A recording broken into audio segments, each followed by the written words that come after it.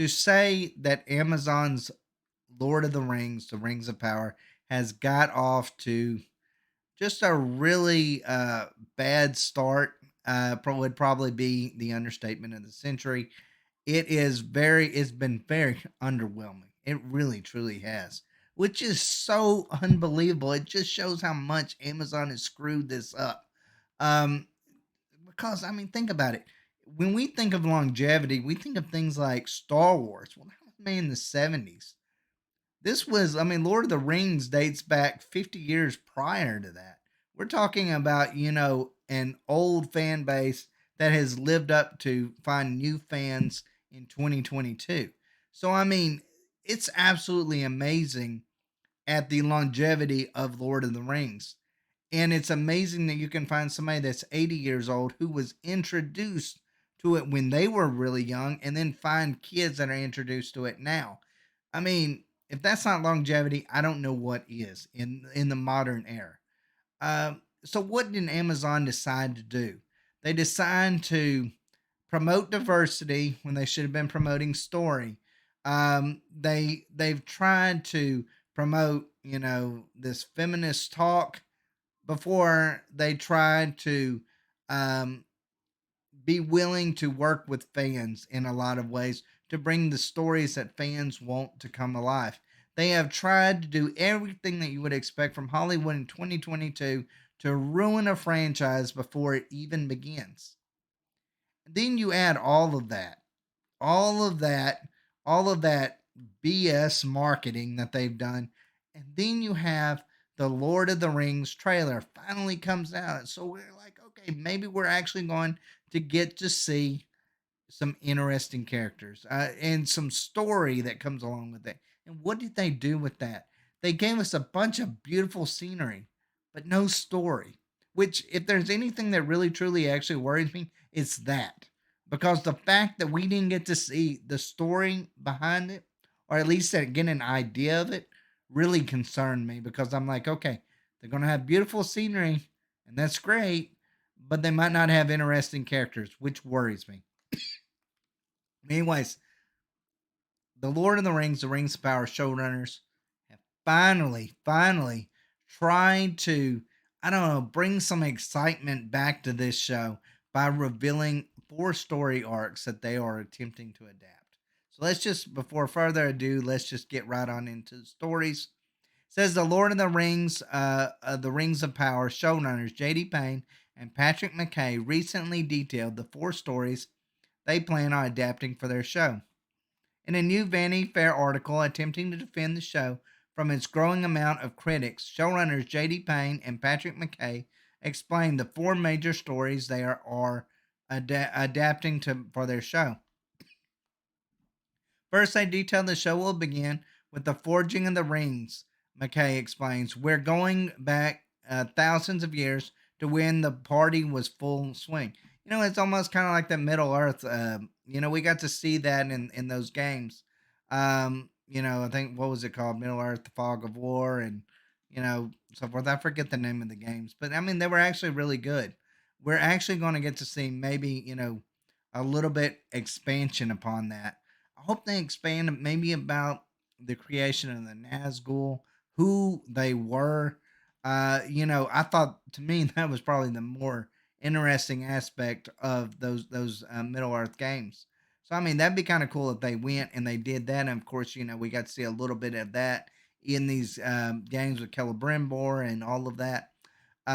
So I'm excited to get to see the forging of the rings. I'm on board with that so far. All right. He says, he adds, we're going to see the Elf Capital of Linden, which is going to excite a lot of people, where Elrond is a young up and coming operator within the political scene of the High Elves during their glory days. As part of this story, they will show Elrond's evolution, which will be interesting. Payne states, Elrond, we know from the Third Age, has a pretty bleak view on humans. He says men are weak because he's been the fallible of mankind. Not quite sure what that word is, but basically what he's trying to say is he's seen the evil of men and he's not a big fan of them. Which I feel like, back when Tolkien was writing this, the evilness of men maybe might have been a something that was new and unique back in those days, but it's kind of done in almost every story. Where you have more of the, I don't know, the more environmental friendly, I guess you could say, elves and gnomes and hobbits and so forth. That are more in tune with nature, where men is just this force to be reckoned with of evil and things like that. And I kind of feel like that's a little overplayed, but they're going to do it heavily in this. Which, if it's done right, I don't mind it. I just don't want it to be like something about the evils of men and that being it, and not really showing the redemption arc of men or the other side of men that is actually good at heart. It says, in some ways, the Third Age is almost post apocalyptic Middle Earth. The elves have one foot out the door. We're going to watch the Elrond goes from optimistic to a bit more world weary, he adds. The second story will be the rise of Sauron himself when he was a physical villain, which is going to be amazing. Vanity Fair explains the part of the story will be aligned with Galadriel's story. Now, this is going to be the make or break moment for me, is Galadriel's story. Because if they make Galadriel into like Tila from the He-Man, Kevin Smith's He-Man, I'm not going to be into that.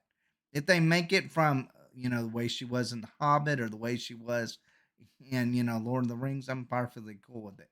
Just don't make her into another Tila. That's all I ask. I don't want a Xena warrior princess. I don't want that.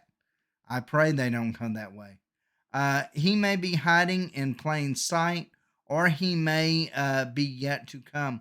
But Galadriel's search for him takes her and eventually the strange human she encountered, Halbrand, all over the map. Next, they will tell the story of the rise and fall of the island kingdom of Numenor. As part of the story, they will follow a young Isildur, the man who cut the One Ring from Sauron's hand and defeated him before succumbing to the temptations of the One Ring that resulted in the death at the hands of a band of orcs. To be honest with you, this is what I kind of hope what they go with his story. Kind of like what was Italian in the Middle Earth um, games, where you've got this hero that almost literally destroys destroys Sauron, and he's just a man, a man that is, of course, well, he's died and he's become kind of like this wraith like figure. But but where it's the man aspect, the kindness in his heart that keeps him on focus, whether he takes on even the Nazguls themselves. I mean, and Sauron himself, and almost does the unthinkable by taking him down. That's what I hope they go with the Silders story. I really hope they do that. It says McKay provides some brief details. You mean Isildur? And he's like Michael Corleone. He's a young member of the family who has optimism and immaturity. Trace that guy to the tragic final decision rather than the mistakes of a fool. Sildur's story will also run into the fourth major arc, which is the last alliance of the elves and men as in their war against Sauron. As for the first season, McKay says it's basically an introduction to the show. He explains we didn't want to do a villain centric thing.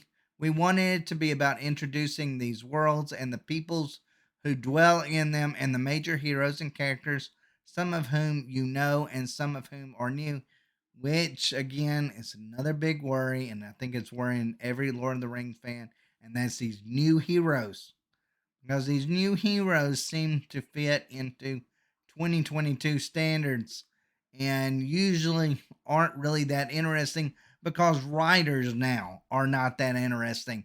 They're more about putting their politics, their worldviews into these characters, really putting themselves into these characters, which you see a lot when it comes to these comic book writers who literally insert themselves into these stories and make these stories terrible. So that'll be a problem, probably.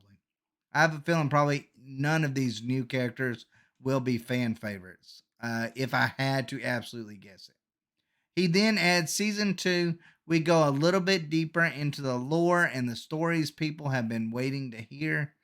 Look, real quick, I just wanted to state when it comes to them not having a villain centric theme in season one, I'm cool with that. Introduce the characters, introduce the different races, give us some, minor story, build up to, something big in season two.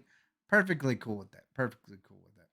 While they reveal these are the four major stories they plan on covering in the show, it's unclear how they will adapt them, as the showrunners revealed they do not have the rights to tokens works that cover in depth many of these stories, which that's a big problem. That's a big, big problem there. If they're not able to adapt the stories properly, we could be seeing a lot of kind of like what they did in Game of Thrones, in that we got to see stories created by Martin and then stories created by D&D, which didn't necessarily flow so well. Let's hope it don't end up that way. Uh, Payne revealed we have the rights solely to the Fellowship of the Ring, the Two Towers, the Return of the King, the Appendices, and the Hobbit, and that is it. We do not have the rights to the Silmarillion, Unfinished Tales, A History of Middle Earth, or any of those other books, which kind of makes you wonder why they're actually going in this direction of doing it thousands of years before. I mean, that's going to be hard. Given they don't have the rights to these books, McKay explained how they are adapting tokens' work. There's a version of everything we need for the Second Age in the books we had the rights to. So basically, what they're saying, they're going to wing it. He adds, as long as we're painting within those lines and not egregiously contradicting something we don't have the rights to, there's a lot of leeway. Oh, Lord, hate that word leeway. Where it's where you take left turns when you really should be going right, and room to dramatize and tell some of the best stories that Tolkien ever came up with. So, yeah, um, there's a lot of room where this could go Ari pretty bad. There's a lot of room where it could go great. I don't think they're going to win over hardcore Lord of the Rings fans. I think that boat is sailed and they're never getting those back, no matter how good the series is. If the series doesn't live up to expectations, we could be seeing a nightmare when it comes to Lord of the Rings and the Rings of Power. We really could be seeing that from a fan standpoint. We could be seeing the second coming of the last seasons of Game of Thrones. Look, they've already screwed up this series in a lot of different ways. Instead of giving us a trailer, why didn't they just reveal these four stories they were adapting? That would have got people a lot more excited. But by doing the trailer sequence that they did, picking that to do it, not really expanding on the stories, really going heavily about the look rather than the story of it, I feel like that was a mistake. That got a lot of people worried. That got me worried. And I don't know if they'll ever get those fans completely and totally on board 110% for this show. But we'll just have to see. As far as what I've read, I like the four stories that they're doing that over. I just wonder how they're going to adapt it, because all of these things will take place over many, many years, thousands of years. In some cases, I don't know how they're going to make that into one coherent storyline. I don't know how that's going to work. I really don't. It's going to be interesting to see how they work that. It's going to be interesting to see how you've got elves that live thousands of years and then humans who, of course, don't, and see how they make their way up in the story. I mean, you don't want to have a story where a really popular character who's a human doesn't have a very long lifespan, and then of course you have to continue the story further, and then that human is completely out of the equation for the story, and then you're left with a bunch of characters maybe that you don't necessarily care about. We'll have to see. But overall, I like the stories they're adapting. I think, at least in that aspect, it's in the road. It's going on the right road.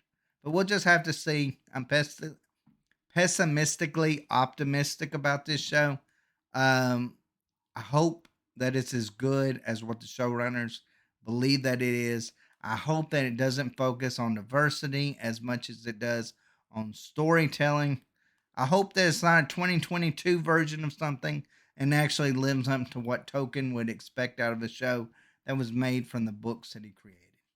That's all I ask as a fan. But anyways, guys, let me know what y'all think in the comments down below. And as always, guys, if y'all enjoy our content here on RANTS, please like, subscribe, and leave that comment down below. And also catch us on Rumble and Minds. As always, guys, thanks for watching. Y'all take care.